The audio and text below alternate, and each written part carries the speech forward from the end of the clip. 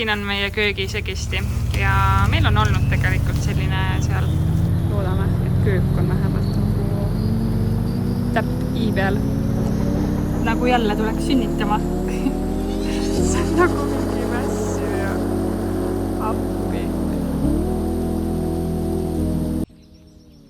Aeg on jõudnud sinnamaale, et meil tuuakse täna köögimööbel maja peale.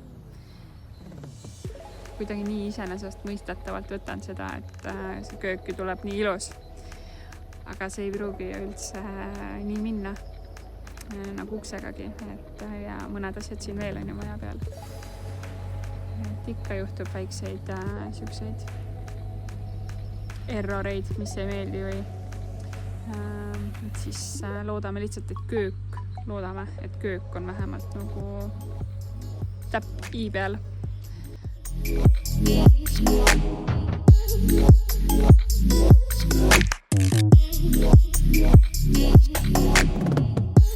See on olnud üks võib-olla kõige läbimõeldum, keerulisem, aeganõudvam asi siin maja juures. Et eks ikka asjaga saaks niimoodi öelda, sest kõik asjad ju võtavad aega ja me oleme väga pikalt seda ette mõelnud. Aga köök on küll see, mis meil küpses, ma arvan, konkreetselt selle maja puhul, selle köögiga mingi 3 kuud. Ja mõtteid on ju kogutud juba, ma arvan, mingi 4 aastat. Aga lihtsalt see kuidagi võttis nii kaua aega, et põhimõtteliselt me siis jõudsimegi läbi mitmete pakkumiste selleni, et me tahame sellist nii-öelda profiili, kus käepidaja on ukse küljes juba, aga mitte nagu süvistatud, vaid täispuidust nagu tehtud see äär, et ma panen siia kuskile pildi ka. Ühesõnaga, me tahtsime sellist välimust köögile ja köögi puhul meil oli suht, ei saa öelda palju kriteeriumeid, aga olid kindlad kriteeriumid, mis siis määrasid ära, milline see köök tuleb. Aga tegelikult, mis siin ikka niisama jutustada ja mõelda, lihtne on ju juba kööki veidikene näidata sellises seisus, nagu ta siis on enne kolimist ja enne kivipaigaldust ja enne tehnika nii-öelda paigaldust. Käime siis läbi köögi. Nii, vaatame siis. Uksest sisse tulles siis köök jääbki kõik vasakule. Räägime saarest kõigepealt. Saar sai meeter lai ja 2 meetrit pikk, või siis meeter sügav ja tegelikult laius on 2 meetrit, et tegime siia 2 kappi. 2 on sellist tavalise sügavusega. Ja see siis sai väikse sisesahtliga, mis praegu veel ei tule kaasa, aga tegelikult peaks kaasa tulema. Siia lähevad siis kõik kahvlid ja noad ja sellised tarvikud. Ja hetkel ta on veidi madalam, sest siia peale siis tuleb meil 10 sentimeetrine kivi. Ja eks me kaotasime sellega seda kapi sügavust, kapi mahtu, aga pole hullu. Ja tegime siis need ääred veidi laiemad. Ma isegi võib-olla oleks veel laiemad tahtnud, aga Joosep veidi kartis seda, siis me nii ei teinud. Ja jätsime ikkagi lahtise. Mingi hetk me mõtlesime, et teeme lihtsalt kuubiku, aga teeme niimoodi lahtise, et võimalus hiljem siia toole ka lisada, et esialgu mitte, kuna meil tuleb siis söögilaud siia. Ma arvan, mingi 90 korda 2 tuleb hetkel. Teine variant oleks olnud teha see suurem siia keskele, aga see oleks kaotanud ära selle diivani pinna siit ära. Et siis me esialgu paneme ta siia vasakule poole rohkem ja juhtmeid kohe ei toonud laest alla. Meil on seal see koht olemas küll, aga täpselt ei tea ju, millised need tulevad, et siis ei hakanud nagu igaks juhuks tooma. Siit paremalt poolt tulema kõigepealt. Siia jätsime sellise vahe, kuhu siis kardin saab joosta ja lülitid on ka seal. Et siis on selline tore peidukas sinna kardinale. Ja ülemised kapid on lihtsalt siuksed hoiukohad. Ja siis tegelikult meil on siin 3 siukest pikka kappi. Sügavkülm kõigepealt, pikk, kus marjad, seened, liha, kõik panna. Siis siin on külmkapp, suur, ja siin on kargokapp. Ma vaatan, kas ma saan natuke siia näidata. Saan küll, ma ei tõmba seda eest ära, aga näitan korra külmkappi. Selline.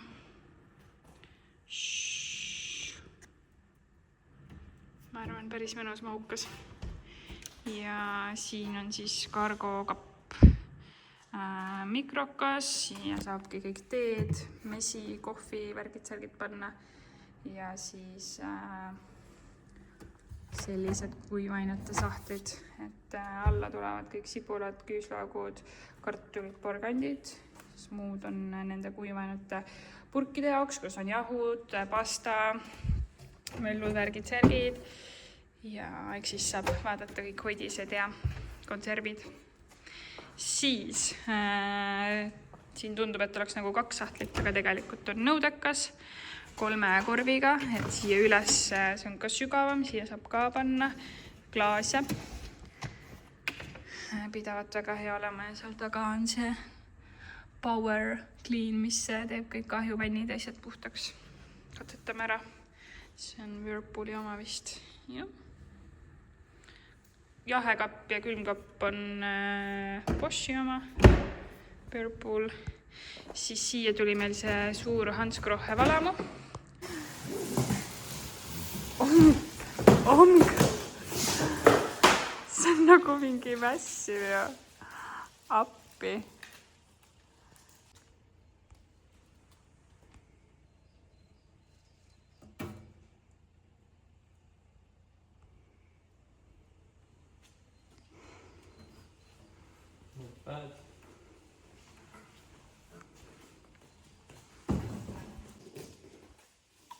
Kuidas see asja avamine käib? Unboxing või? Unboxing. Ma ei tea. Näitame lihtsalt. Siin on meie köögisegisti ja meil on olnud tegelikult selline seal küünis, aga seal meil oli kroom ja siin me võtsime roostuvaba terase tooni ja selle välja tõvatava tilaga, sest see oli väga mugav. Ma iseenesest esialgu tahtsin seda kandilist välja tõmmatavaga, aga et kui hakkad seda suurt kraanikaussi seal pesema, siis see kuidagi ei paindu ja käel on nagu ebamugav lihtsalt. Nii et siis läks see sama, mis oli väga ilus. Jah. Ja prügikastisüsteem, kus selle sahtliga, kus saab kõik pesuainet panna, nõudepesutabletid, koristustarved ja ilmselt pakend, papp, bio ja olme. Et olmed tekib ju kõige vähem, kui sorteerid ilusti pappi ära ja pakendi, aga suurema papi jaoks me teeme koridorikappi siukse ja klaasi ja taara jaoks ka teeme siukse koha.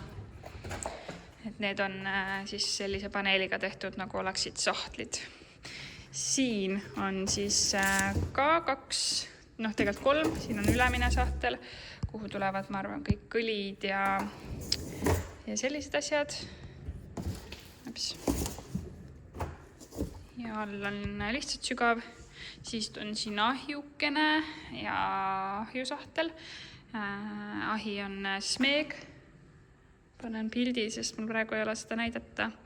Ja Smeegi klidiplaat ka laiem, siis peaks olema mingi 70. Ja siis siin on see kubu.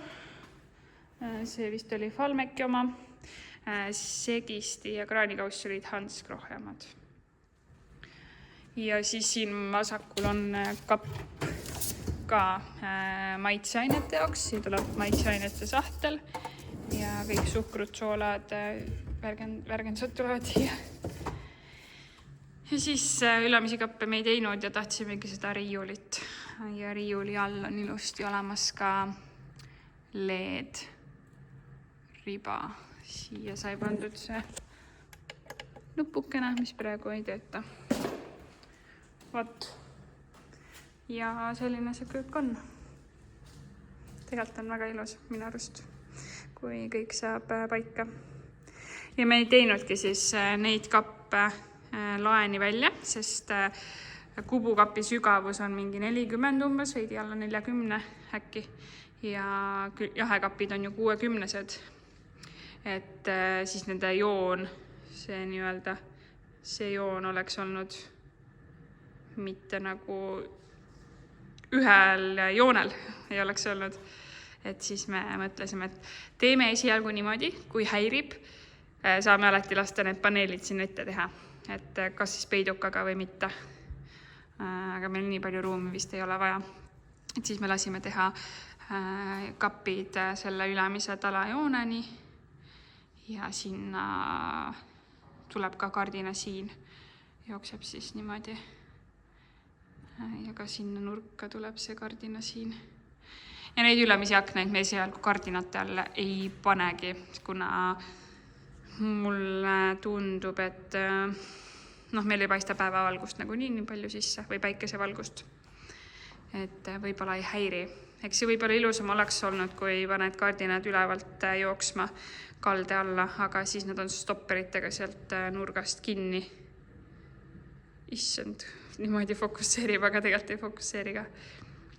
Et siis nad on sealt nurgast ülevalt kinni ja tegelikult neid ei saa eest ära võtta, aga meil on vaja siit ju välja käia ja siit välja käia. Ehk siis mulle ikkagi meeldiks, kui ma saan neid eest ära vajadusel lükata. Väga ilus köök, väga ilus toon. Ootame, kui selle kivitasapinnaga siia saame. Ja selle tagusega esialgu me lasime teha MDF plaadi siia mingit tooni, et päris valge ei oleks. Aga tegelikult hiljem, siin lähiajal tahan sinna taha mingit kas siis plaati või hoopiski seda sama kivist tasapinda või teeb puidust mingise lainelise asja. Aga ma ei tahtnud seda esialgu teha, sest kui diivanid ja söögilaud ja kõik jõuab ära, siis ma tahaks vaadata, millest on puudus, mis tooni, mida võiks teha.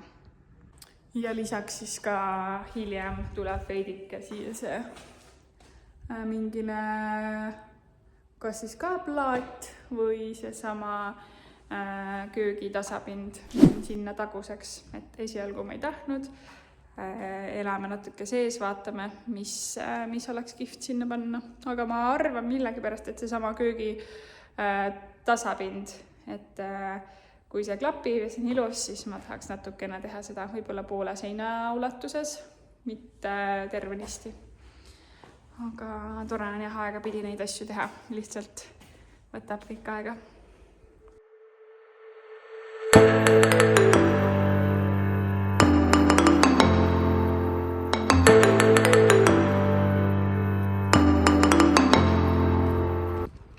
Täna käisime järve ääres, sõime natuke kräppi, kuna tegelikult me pidime minema maale ja külmkapid oleme tühjaks söönud ja midagi sulama ei võtnud.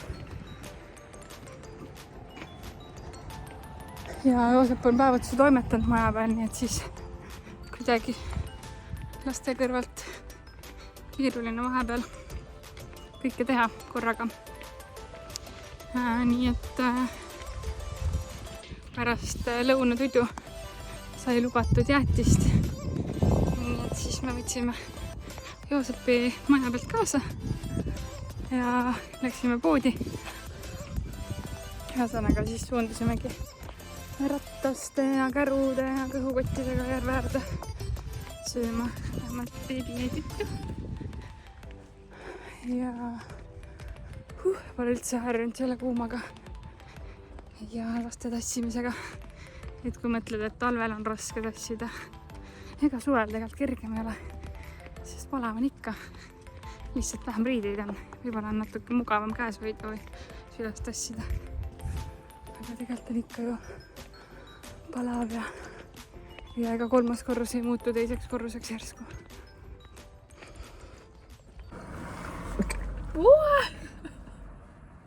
Ma lihtsalt ei plaaninud seda näidata, aga see lihtsalt tuli. Olgu, siis nii. Põnev on see siin haigla juures olla, et kuidagi tekitab siukse mulje, et nagu jälle tuleks sünnitama. Ei satu ju siia väga tihti ja nende 2 aasta jooksul olen siia sattunud ju väga vähe, et seal ämmaemanda kontrollis, ämmaemand oli mul mujal, kus ma kontrollis käisin, et siin ma käisin käinud ultraheli tegemas ja sünnitamas ja mõlema lapsega ma olin täpselt samas sünnitustoas, lihtsalt 2 aastat ja 6 päeva hiljem. Et väga kihvt mõelda, et sama sünnitustuba ja kui esimene kord läksin sinna nagu full valudes ja ei saanud öelda ega mütsi aru, mis toimunud on ja kus ma olen. Ainult piltide pealt nagu justkui mäletad häguselt midagi. Siis teise lapsega ma läksin sinna valudetta, kuna mul ju kutsuti esile sünnitus. Et siis ma olingi seal, vaatasin ringi, mõtlesin, et okei, see kell on siin viltu, väga huvitav. Siin on see vann, siin on see pall, siin on see tool, et vaikselt sain tutvuda selle ruumiga, kus ma siis sünnitama hakkan. Aga jah, see on väga põnev siin olla ees, et kuskil seal ruumis, perepalet oli küll teine, aga sünnitustuba oli sama. Nii ma palun end.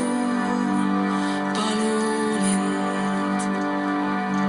ma palun end.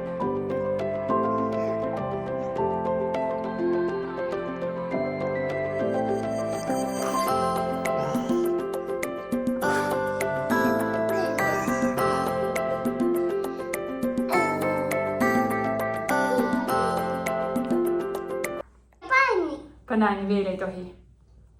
On ju, kõigepealt amps. Alustame kõigepealt ühe toiduainega, siis vaatame, kuidas talle sobib. Siis võime anda midagi muud, siis võime anda tava. No banaani võib alles hiljem anda, esiteks see on magus. Ja siia lõpetuseks võib-olla lihtsalt tänaks, et te vaatate, viitsite vaadata, kaasa elada.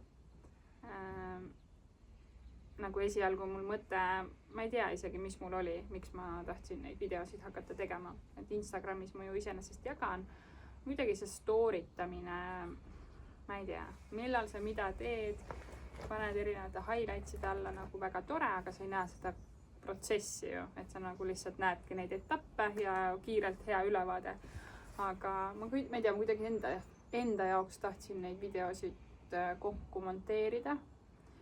Lihtsalt sellepärast, et kui pildid teed on ju, sul on nagu hea neid ilmutada või albumisse panna. Ma olen juba aastaid teinud seda albumit.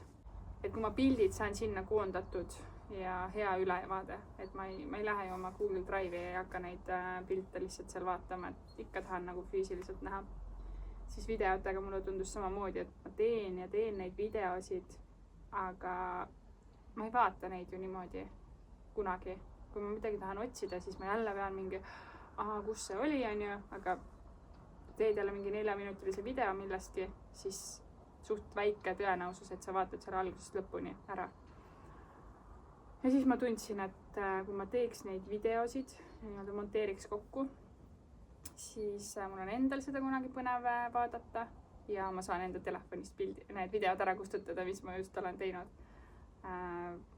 Lihtsalt seesama organiseeritus mulle väga meeldib, et võib-olla see oli see eesmärk, miks ma esialgu mõtlesin selle peale. Ja muidugi see ka, et lihtsalt see ongi suur töö. Kui palju suurt tööd meil on juba selja taha jäänud. Et lihtsalt seda nagu näha. Et see maja ehitus võib tunduda küll, et tegelikult käib niimoodi, on ju. Aga see protsess, hilisem loomine on ikka väga aeganõudev. Ja võib-olla lihtsalt siis omastele, lähedastele, tuttavatele pereliikmetele ka nagu näidata seda igapäevaelu, mida me siin teeme.